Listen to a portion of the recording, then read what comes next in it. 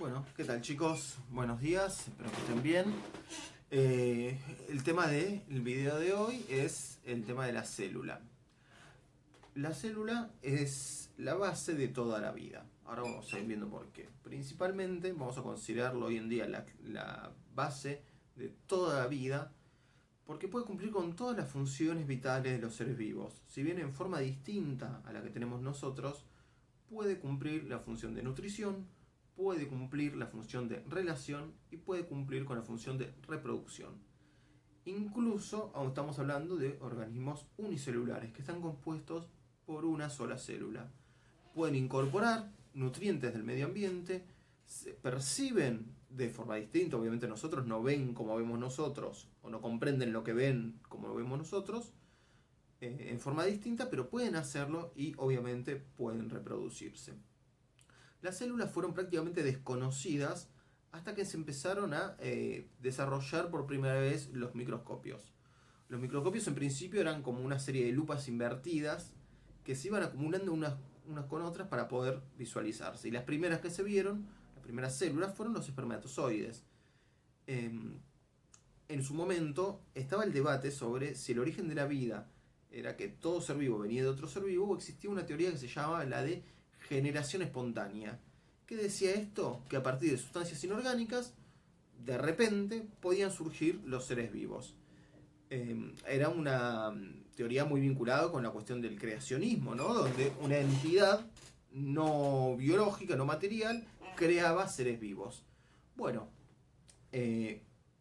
parte del debate de teorías que había en su momento fue primero comprobar que había seres vivos invisibles a nuestros ojos, que solo podíamos verlos con la ayuda de aparatos tecnológicos. En este momento, si bien eran sencillos en su momento, hoy en día tenemos microscopios digitales y tenemos microscopios electrónicos que ven cosas más pequeñas que un rayo de luz. En lugar de ver con la luz, lo que hacen es ver con electrones, que son partículas más pequeñas que un rayo de luz.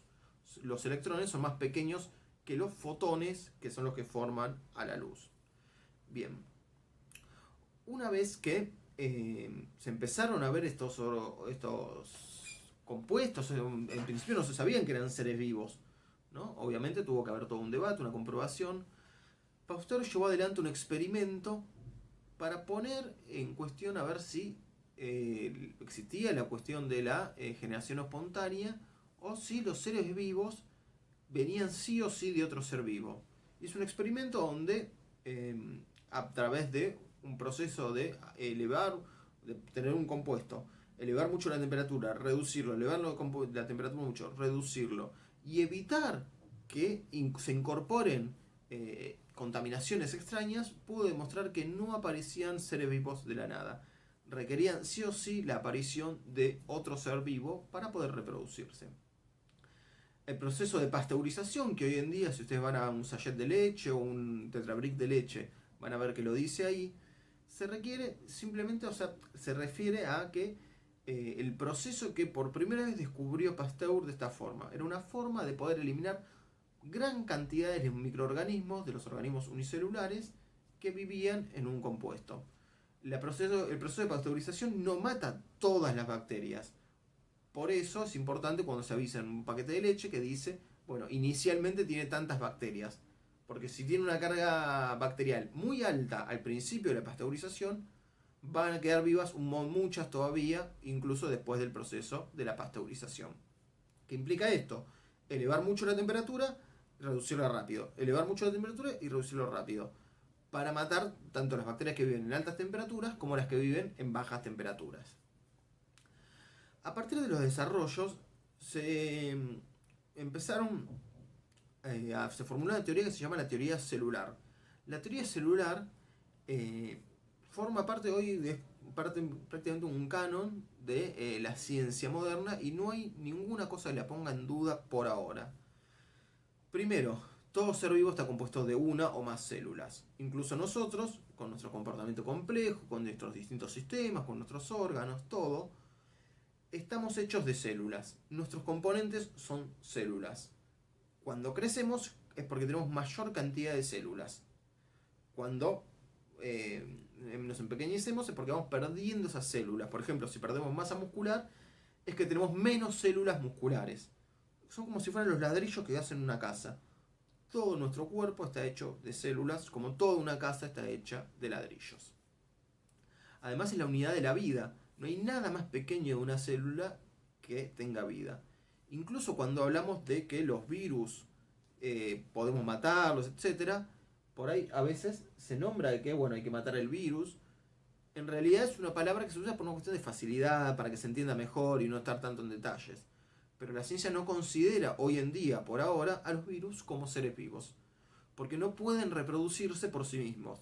Sí o sí, para poder reproducirse, tienen que meterse en el interior de una célula y apropiarse de todo el aparato celular y utilizarlo para reproducirse. Pero por sí mismos, sin infectar una célula, no tienen la capacidad para reproducirse.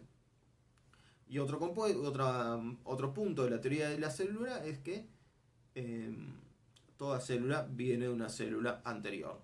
Sí o sí viene de una célula anterior. No hay ninguna célula que venga de algo que no sea una célula. Obviamente, estamos hablando de cuestiones naturales y no de si, por ejemplo, conseguimos crear algún día una célula artificial totalmente en laboratorio. Ojo, una célula artificial no quiere decir que es una célula de un organismo que no existe ni nada por el estilo, pero por ahí replicar una célula sin la ayuda de otra célula, aunque las células sean similares, por ejemplo, creamos una ameba de laboratorio, por más que la ameba sea igual a las amebas naturales, no quiere decir que esa célula venga de otra célula, la creamos nosotros en laboratorio.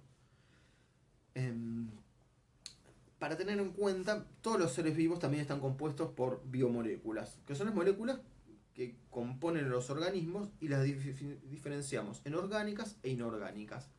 Las inorgánicas son pequeñas, son iones, son partes, son pequeñas, mientras que las biomoléculas orgánicas tienen dentro de su estructura el carbono.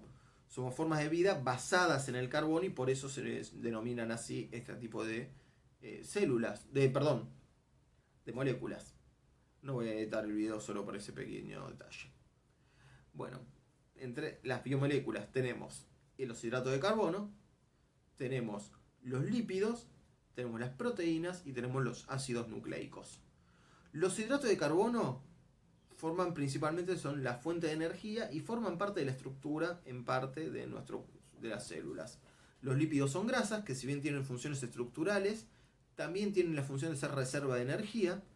O sea, son grasas en el caso de si son de origen animal, son aceites si son de origen vegetal, y la composición puede variar. Después tenemos las proteínas, que son compuestos que tienen una capacidad de hacer un montón de cosas distintas. De hecho, una modificación leve en una proteína puede hacer que una persona viva, muera o tenga la cura para el cáncer, porque las proteínas son muy plásticas, tienen gran cantidad de capacidades, pueden hacer muchas cosas. Son los que hacen los trabajos pesados, digamos, dentro de un metabolismo.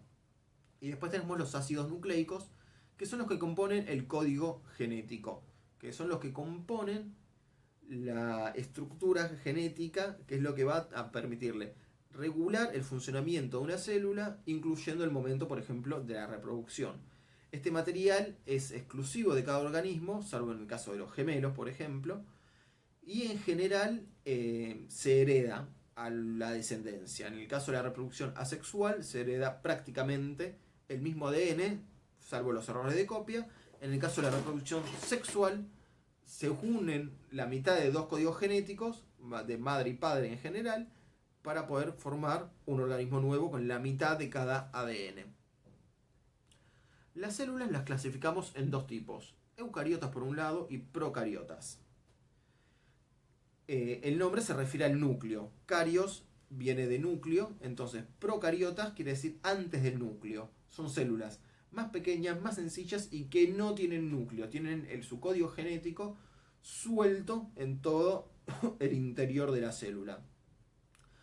Ahora, en el caso de las células eucariotas, eu significa verdadero, son las células que tienen núcleo y además de tener núcleo tienen un montón de estructuras internas que las hacen más eficientes en general y que además tienen una cuestión. Algunas de estas estructuras, organelas se les dice, tienen similitudes, con una célula procariota. Tanto los cloroplastos como las mitocondrias tienen la característica de tener en común ADN propio. Incluso un ADN que se replica y se mantiene a lo largo del tiempo. Como tiene esta característica de tener su propio código genético, por decirlo así, vamos a ver que se formó una teoría que se llama la teoría endosimbiótica, que dice que una célula grande se comió a una chiquita, y cuando se comió a la chiquita, en lugar de digerirla y matarla, la célula chiquita se adaptó a vivir adentro de la célula más grande. Entonces, como que cada una de nuestras células además tiene una célula pequeña adentro que, entre otras funciones, le permite producir energía, conseguir energía. Las células eucariotas además son las únicas que tienen estructuras de membranas internas. La célula está separada por una membrana del exterior, una membrana que permite el paso de algunas sustancias y regular el paso que entra, que no entra. Si nosotros tenemos que matar seres unicelulares como bacterias, lo más fácil es buscar sustancias que rompan esta membrana, que es bastante frágil.